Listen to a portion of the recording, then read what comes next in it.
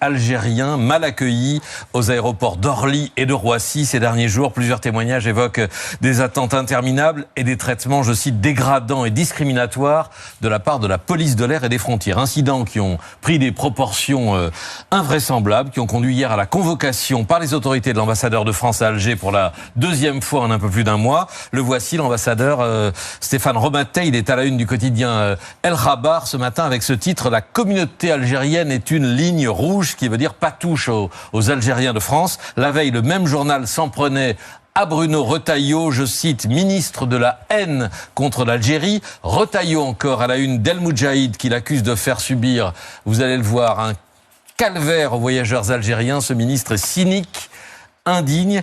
Dans sa manchette, le soir d'Algérie pilonne la bassesse nommée Retailleau. Le communiqué officiel du gouvernement demande à Paris de mettre fin à des pratiques inacceptables qui déshonorent le gouvernement français. Déshonneur, le mot n'est pas choisi au hasard. Il répond à celui qu'Emmanuel Macron avait utilisé il y a 3 semaines pour évoquer le sort de Boualem Sansal, l'écrivain franco-algérien en prison depuis la mi-novembre. Nous aimons tant et avec laquelle nous partageons tant d'enfants et tant d'histoires entre dans une histoire qui la déshonore, a empêché un homme gravement malade de se soigner. Une semaine auparavant, le président algérien Tebboune traitait Boualem Sansal d'imposteur en s'adressant à la France et en invoquant les martyrs de la guerre d'Algérie.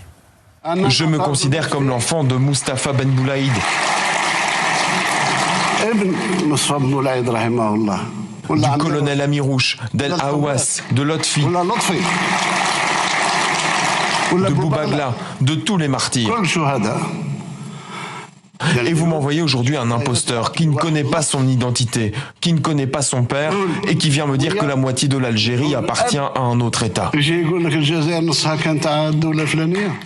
Voilà, Boualem Sansal, c'est l'imposteur, et Mustapha Ben Boulaïd, le colonel Amrouche, le colonel Lotfi, militant, combattant de la guerre d'indépendance, mort au combat il y a 65 ou 70 ans, mais dont le souvenir est ressassé en permanence dans les diatribes anti-françaises d'un pouvoir algérien vieillissant, fragile et paranoïaque, qui s'alimente en permanence de nos réactions à ces attaques, et donc qui fera son miel de ce que je suis en train de faire, c'est-à-dire de cet édito. Oh les bâtards. Joker fort, je me casse. Joker. Avec quels effets sur les Algériens? Aucun, c'est ce qui frappe les observateurs sur place. Le régime et ses médias ont beau répandre la haine de la France, une bonne partie de la jeunesse rêve de fuir leur pays sclérosé.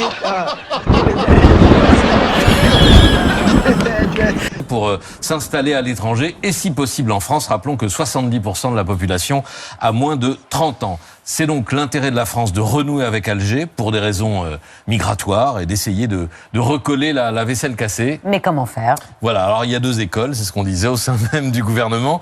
J'ai dit l'autre jour à la radio qu'il y avait le good cop et le bad cop. Le bad cop, c'est Bruno Retailleau. On l'a vu, il en paye le prix à la une de la presse algérienne pour avoir plaidé en faveur de mesures fortes, rétorsion ou représailles, et pas seulement sur le plan des visas. Il y a eu plusieurs guerres des visas entre les 2 pays. Et puis le good cop, c'est vous qui misez sur la diplomatie. Vous me direz, c'est votre fonction, hein. Vous êtes le chef de notre diplomatie. Vous dites disponible pour aller parler à Alger pour dialoguer. Pour l'instant, pas de réponse. D'où ma question, est-ce que vous savez quelle est la bonne méthode? Et est-ce que vous savez seulement s'il y en a une après la reconnaissance par la France de la souveraineté marocaine sur le Sahara? C'était en juillet dernier, cause sacrée pour le Maroc et pour l'Algérie. On a choisi le Maroc.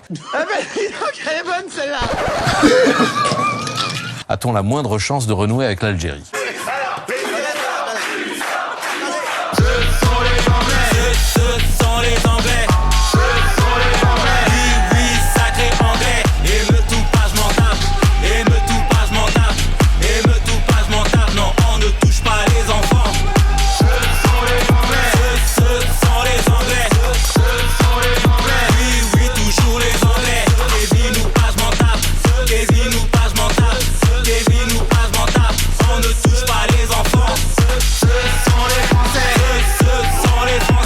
Ce sont les Anglais de Nicolas Malone, disponibles sur YouTube et Spotify, iTunes, Deezer, l'hymne de la France des émeutes.